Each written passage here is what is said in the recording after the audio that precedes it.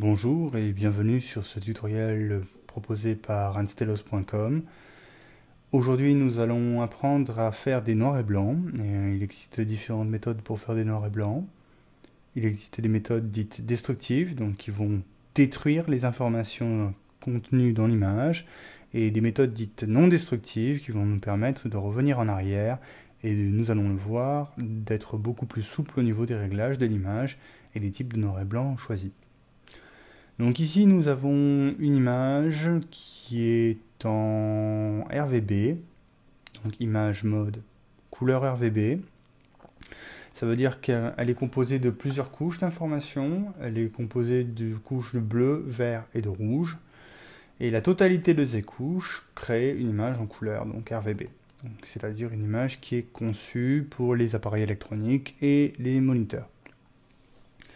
Alors pour passer en noir et blanc, il existe une méthode extrêmement simple qui consiste à dire toutes ces informations, on n'en a pas besoin, parce qu'on a tout ce qu'on veut, c'est un dégradé de gris. Un noir et blanc, on peut considérer que c'est un gris dégradé. Donc on va aller dans Image, Mode, Niveau de gris. En anglais c'est Grayscale. Quand on passe en niveau de gris, Photoshop nous indique que nous allons détruire des informations. Et c'est très important, parce que ça veut dire que ces informations, une fois passées en mode niveau de gris, elles ne seront plus du tout utilisables. Donc, à vous de savoir si vous voulez jouer sur les différentes couches de l'image pour créer votre noir et blanc ou pas. Dans ce cas, on ne pourra pas. Donc, on va supprimer les informations. Donc, effectivement, on voit dans les couches que les couleurs ont disparu. Et on a un noir et blanc extrêmement neutre. Donc là, c'est la solution la plus simple pour arriver à un noir et blanc. Par contre, on a tout détruit. C'est-à-dire que si on repasse en mode RVB, c'est fini. Il y a très peu d'informations dans l'image. Il n'y a plus rien d'ailleurs. Si on clique sur les différentes couches, il n'y a rien qui se passe. C'est-à-dire qu'elles sont toutes les mêmes. Et le produit de toutes ces couches crée l'image en noir et blanc. Voilà, c'est la première méthode qui est une méthode destructive. Donc on va aller passer dans l'historique pour revenir tout en arrière. Sinon on va faire aller vers l'arrière. Affichage, pardon, fenêtre historique. On va aller tout au début, voilà.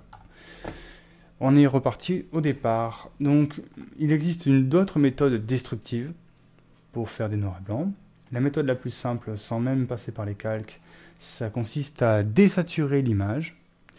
Donc on peut le désaturer en faisant commande Shift U, ou CTRL Shift U sur un PC. Et quand on désature l'image, donc on voit bien, on est passé en noir et blanc. Et c'est pareil, on a détruit les informations qui se trouvent dans les couches. C'est moyennement intéressant, mais bon, ça permet d'aller très vite. Donc on revient en arrière.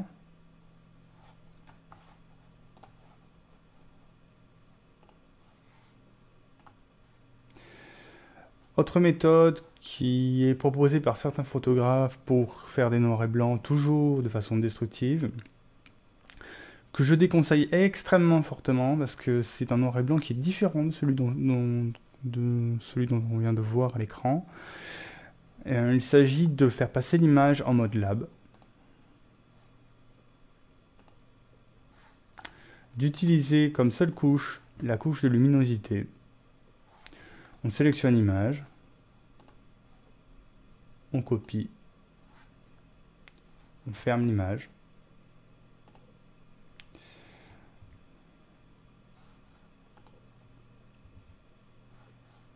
On repasse en RVB. De façon générale sur l'écran, il vaut mieux passer en RVB. Et quand on colle l'image, on se retrouve avec un noir et blanc. Mais c'est un noir et blanc, on le voit, qui est différent de celui de tout à l'heure.